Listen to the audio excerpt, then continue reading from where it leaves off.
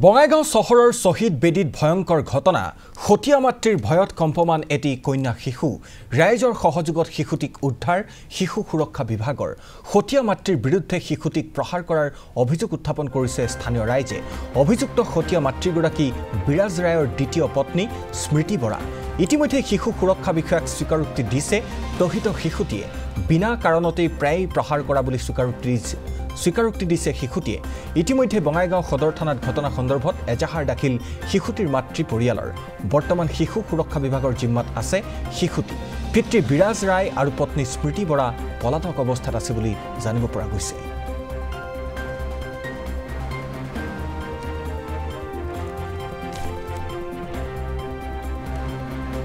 তো প্ৰথমতে কমপ্লেইন আহোঁতে আমি মই নিজেও গৈছিলোঁ আৰু চাইল্ড হেল্পলাইনৰ আমাৰ টিমটোও গৈছিল তো প্ৰথমতে আমি গ'লোঁ গৈ পেলাই আমি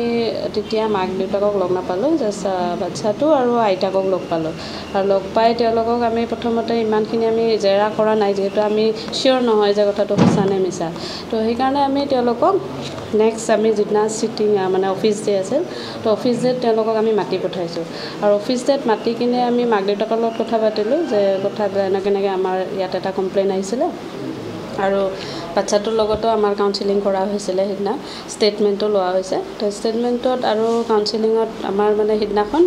একো এটা মানে ওলোৱা নাই যে শিশুটিক তাৰ মাকে বা আইতাকে মাৰে এনেকুৱা একো হোৱা নাই আৰু সেইকাৰণে আমি সেইদিনাখন আমাৰ CWC ৰেষ্ট'ৰ কৰি দিছে আৰু ৰেষ্ট'ৰ কৰাৰ পিছত আমি আমাৰ ফালৰ পৰা আমাৰ DCP ইউনিটৰ ফালৰ পৰা আৰু আমাৰ চাইল্ড ৱেলফেয়াৰ কমিটিৰ ফালৰ পৰা তেওঁলোকক ৱাৰ্ণিং দিয়া হৈছে যাতে এনেকুৱা আৰু কমপ্লেইন নেক্সট টাইম যাতে নাহে তো তাৰপিছত আমি তাহাঁতক যাব দিলোঁ প্ৰথম দিনা তাৰপিছত আমাৰ এসপ্তাহমান পিছত এসপ্তাহ নে 4 দিন এনেকুৱা আমাৰ একজেক্ট হেৰিটো মনত নাই তো পিছত আৰু এটা কমপ্লেইন আহিলে সেই একেই কমপ্লেইন যে শিশুটিক মাৰে তাৰপিছত মই সেইদিনাখন অহা নাছিলোঁ আমাৰ CHL টিম আৰু লগত আমাৰ কাউন্সিলাৰ জ্যোতি বাইদেউ গৈছিলে গৈ পেলাই যিহেতু আমাৰ আগতে ৱাৰ্ণিং দিয়া আছিলে আৰু ৱাৰ্ণিং দিয়াৰ পিছত যিহেতু আৰু এবাৰ কমপ্লেইন আহে কমপ্লেইন অহাৰ পিছত আমি তাহাঁতক বাচ্চাটোক আমি তাৰ ঘৰৰ পৰা উদ্ধাৰ কৰি অনা হ'ল আৰু উদ্ধাৰ কৰি আনি ভাবিলোঁ যে আমি প্ৰথমতে বাচ্চাটো যিহেতু আমাৰ লগত কথা নকয় ভালকৈ কথা নকয় ষ্টেটমেণ্ট নিদিয়ে প্ৰথমবাৰ যেনেকৈ আমি সুধিছিলোঁ একো নকয় নামাৰে মা দেউতা মৰম কৰে এনেকৈহে কৈছিলোঁ তো দ্বিতীয়বাৰ আমি ভাবিলোঁ যে যিহেতু আমাৰ দুবাৰ কমপ্লেইন হ'ল তো আমি ভাবিলোঁ বাচ্চাটোক আমি কেইদিনমানৰ কাৰণে আমি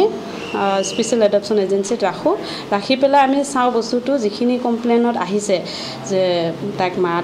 মায়ে আৰু আইতাকে মাৰে তাৰপিছত আৰু বিষ্ঠা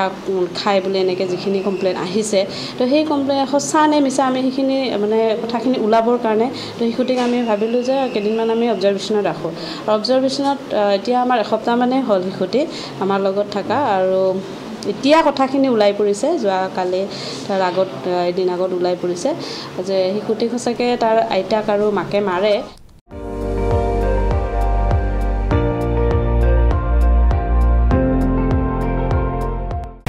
আপুনি চাই আছে ND24 সৰ্বশ্ৰেষ্ঠ নহয় সৰ্বোত্তমৰ দৌৰ